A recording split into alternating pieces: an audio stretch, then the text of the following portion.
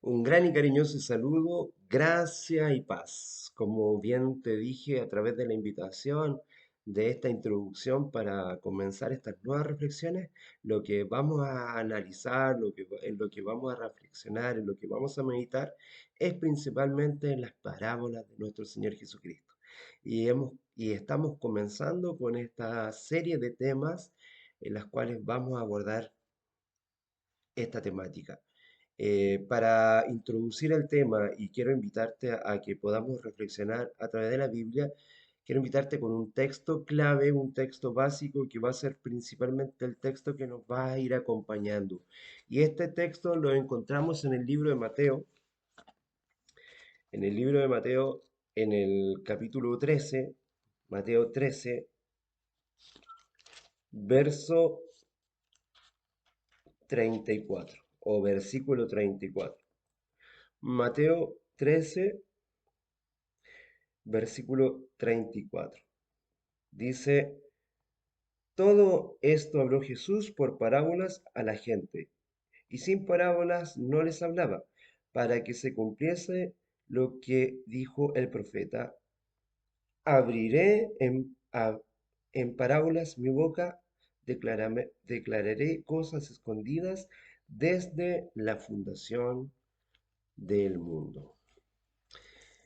Con este versículo quiero invitarte a que podamos comenzar esta serie de temas, no sin antes pedir la presencia de nuestro Señor en nuestros estudios y podamos ir revisando y analizando a través de poder abrir la palabra y a través de aquellas reflexiones que vamos compartiendo.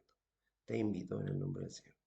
Querido Dios que estás en el cielo, te damos las gracias porque tú eres un Dios bondadoso, bueno y misericordioso, y que tuviste la gentileza de hablarnos como también ya estaba profetizado. Hablarnos a través de figuras sencillas, de un lenguaje cercano, un lenguaje que podía conocer la persona de aquella época y que también nosotros, a pesar de que nuestro contexto, a pesar de que las épocas han ido cambiando, se han ido transformando, se han ido desarrollando, se han ido evolucionando, también somos capaces de poder entender el mensaje que está a través de estas parábolas sencillas que muestran el quehacer cotidiano de las personas, Señor. Gracias por estos mensajes que nos presentan el reino de Dios y permítenos también poder entenderlos y poderlos llevarlos a la práctica, que es lo más importante que nosotros queremos. Todo te lo pedimos en los méritos de Cristo Jesús. Amén. Amén. Bueno, eh, una de las marcas de Jesús en lo que se refiere a su gran predicación, a sus predicaciones del Evangelio del Reino y el método que él lo empleó, fue el uso de las parábolas. Al contarlas, él iba dibujando cuadros verbales que retrataban el mundo circundante, su mundo alrededor, enseñando así, describía lo que sucedía en la vida real de los oyentes, cautivando de esa forma al público, logrando la atención de estos espectadores, aquellos que escuchaban. Al final de cada historia había más lecciones al ser aprendidas. Eran verdades escondidas en los hechos, muchas veces muy simples, muy comunes, presentes en las historias narradas por el maestro. La idea de esta reflexión tiene como objetivo explicar sobre la enseñanza de parábolas, y qué son las parábolas, por qué Jesús enseñaba a través de este método, cuál es la ventaja de esta enseñanza y las consecuencias en este sentido que éstas provocaban. Primero, abordando la primera pregunta, es ¿qué son las parábolas? La palabra parábola deriva del griego parábole, y etimológicamente significa colocar las cosas lado a lado, con la finalidad de hacer una comparación. O sea, en el fondo, el concepto de parábola, que proviene del griego, es poner en balanza, hacer una comparación entre un concepto y otro. La parábola propiamente dicha es una historia simple y corta en la cual se origina un detalle de enseñanza. Es un ejemplo ampliado de una comparación o de una metáfora. Podemos decir que es una comparación extraída de la naturaleza o de la vida cotidiana, destinada a aclarar una verdad espiritual, sobre la suposición de que lo válido en una determinada esfera también lo será en otra situación. El objetivo inmediato de una parábola es ser bien atrayente. Se direcciona la atención del oyente, desarmándolo. El objetivo final es despertar una comprensión más profunda, estimular la conciencia y llevar a los oyentes a una acción. Un ejemplo de eso es la conclusión de la parábola del buen samaritano, en la cual Jesús estimuló a aquellos que le escuchaban a imitar la conducta del protagonista de esta historia, que aparece en Lucas 10, del versículo 25 al 37. Aunque el uso de parábolas ha sido una singularidad y una característica en la enseñanza popular de Jesús, que sin parábolas no les hablaba, como decía el versículo. No fue Cristo el creador de este recurso didáctico. Ellas fueron utilizadas desde la antigüedad. En la época, en la región en que Jesús apareció, las parábolas eran como las fábulas, un método popular de instrucción entre todos los pueblos orientales. La antigüedad de este método diseminado del lenguaje se confirmó en el hecho de figurar en el Antiguo Testamento en una gran medida y sobre diferentes formas.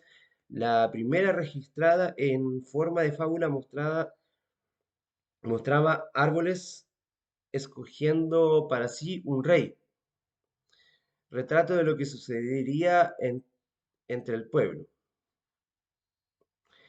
Jotam usó esa historia con el objetivo de convencer a los habitantes de Siquem sobre la tosudez de haber escogido un rey perverso como Abimelech. Otras parábolas conocidas relatadas en el Antiguo Testamento son encontradas en los libros de Segunda de Samuel 12 y en el libro de Isaías en el capítulo 5. Aún en este sentido que existan una serie de parábolas, de clasificar las parábolas de acuerdo con su forma, podemos sintetizar de la siguiente forma. Primero tenemos parábolas auténticas que usan como ilustración un hecho común del día a día y son de fácil comprensión por parte de los oyentes. O sea, cualquier persona entiende la verdad transmitida. No hay un motivo para objeción o crítica. Todos ya vieron una semilla de germinar, como en Marcos 4, 26 al 29, el fermento leudado de la masa. Mateo 13:33. El niño jugando en una plaza, Mateo 11, del 16 al 19. Una oveja perdida y descarriada en un rebaño, Mateo 18, de los versículos 12 al 14. Esa y otras cosas narradas o presentadas comienzan retratando verdades evidentes al respecto de la naturaleza del hombre. Son contadas usualmente en tiempo presente. Por otro lado, también tenemos historias en forma de parábolas. Se refieren a un acontecimiento en particular del pasado, generalmente relatando la experiencia de una persona y, por ejemplo, la experiencia de un campesino que sembró trigo y más tarde notó que su enemigo había sembrado cizaña en el mismo terreno, como la parábola que contó Jesús en Mateo 13, del 24 al 30. Puede ser la historia de un hombre rico cuyo administrador defraudó sus bienes como en Lucas 16, del 1 al 9, y el relato con respecto a un juez que juzgó la causa, la causa de una viuda después de sus inmuebles perdidos, como en Lucas 18, del 1 al 8. El interés de tales historias no está en la narrativa porque el significado no es el hecho narrado, pero sí la verdad transmitida. Y por último también tenemos ilustraciones que sirven de modelo o ejemplo en especial. Lo encontramos en el libro de Lucas, ejemplo, la parábola del buen samaritano, eh, la del rico insensato, la del fariseo y el publicano. Todas estas ilustraciones difieren de las historias en forma de parábolas por el propósito. En cuanto a las segundas, son una analogía, las primeras contienen ejemplos a ser imitados o, en este caso, o imitados o evitados, dependiendo de la situación. Eso ocurre de una forma directa y clara. Segundo punto, ¿cuáles serían las ventajas de usar una parábola? De una forma minuciosa podemos identificar en la narrativa de los evangelios más de 40 parábolas eh, desarrolladas por Jesús. Algunos estudiosos llegan a sumar el número de casi 70. Eso comprueba que el maestro hizo de este recurso didáctico una característica de su enseñanza. Pero ¿por qué él habría empleado este método?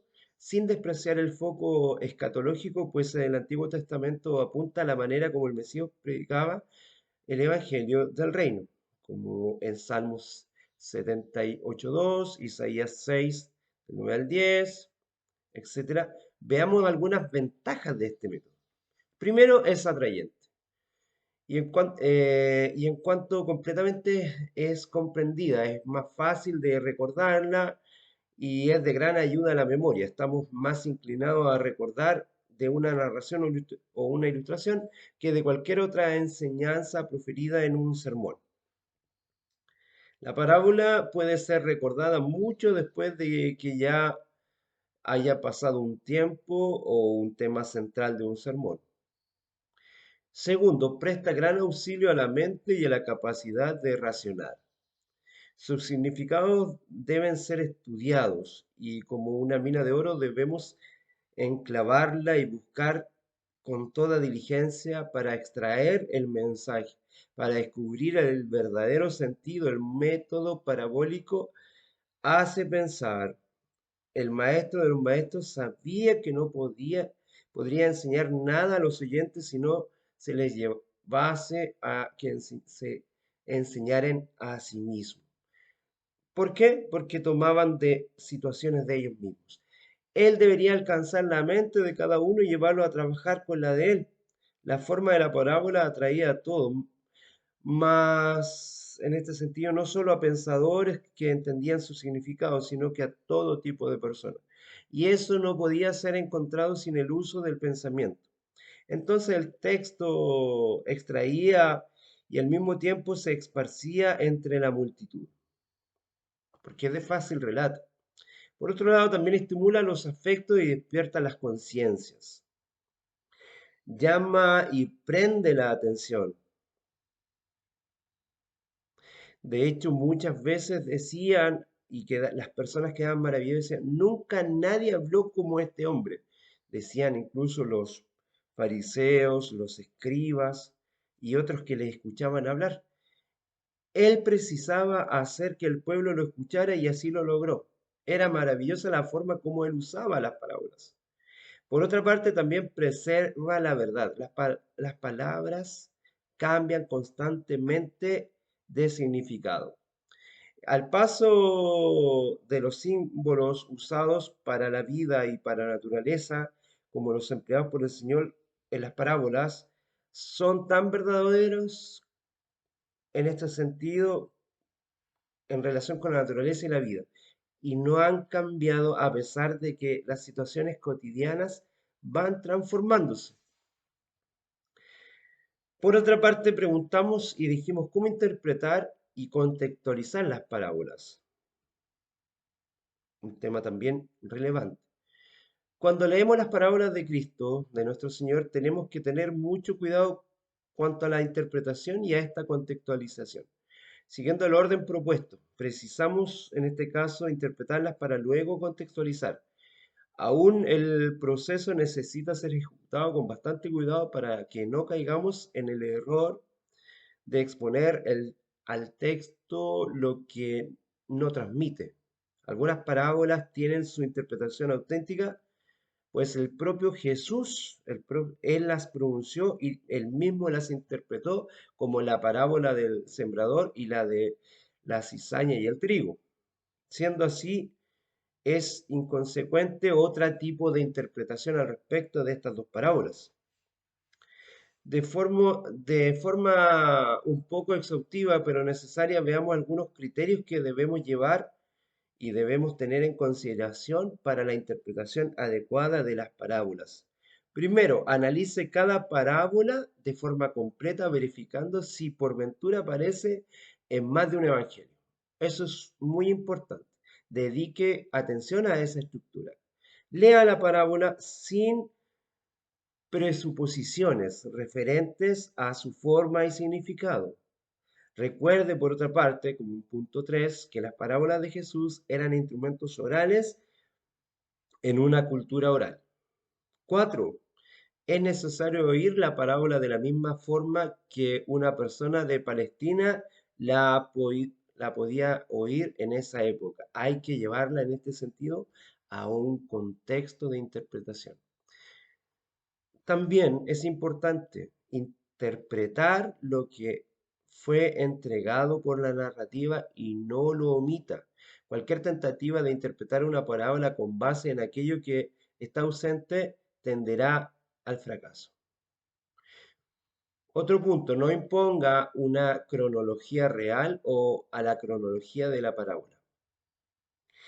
Dedique una atención especial a la regla del énfasis final, o sea, la verdad fundamental y principal de esta narrativa.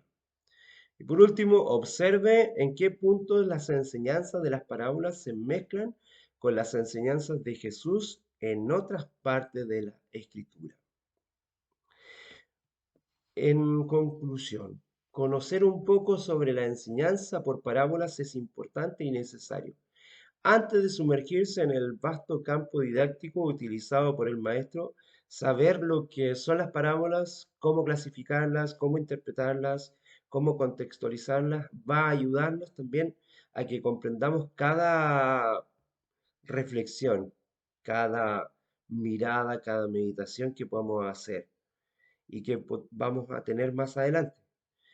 Que podamos con la dirección del Espíritu Santo aprender con cada una de ellas con sensibilidad, con la suficiente sensibilidad, de forma tal que estas parábolas toquen nuestro espíritu, toquen nuestro corazón y nos ayuden a tomar decisiones importantes en nuestra vida y podamos cambiar el foco de cómo miramos el Evangelio del Reino.